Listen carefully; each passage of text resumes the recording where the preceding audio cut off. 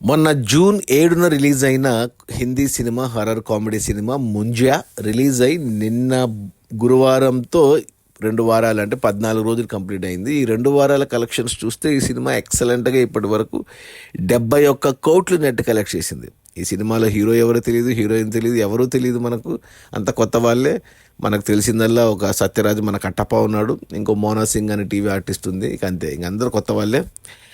Cinema budget వచ్చేసి కేవలం 30 కోట్ల బడ్జెట్లో తీస్తే ఈ సినిమా ఇప్పటి వరకు 71 కోట్లు నెట్ వచ్చాయి. అంటే 41 కోట్ల లాభాలతో సినిమా సూపర్ హిట్ కాదు, బ్లాక్ బస్టర్ అయింది. డబల్గా వచ్చాయి ప్రాఫిట్స్.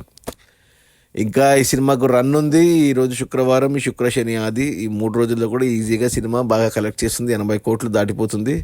ఇక మిగతా రన్లో 100 కోట్లు కూడా టచ్ చేసే ఛాన్సెస్ ఉన్నాయి. ఏమంటే కల్కి వస్తుంది ఇంకో 3-4 రోజుల్లో. సో కల్కి రావడం వల్ల ఈ సినిమాకు కూడా కలెక్షన్స్ దెబ్బ పడవచ్చు. దానికి తోడు 2 వారాలు పైన అయింది కాబట్టి కలెక్షన్స్ ఇంకా తగ్గొచ్చు.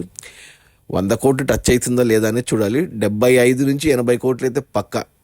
అది ఈ ముంజా అనే హిందీ హర్రర్ కామెడీ సినిమా దినేష్ విజన్ మెడాక్ ఫిల్మ్స్ బ్యానర్లో తీశాడు.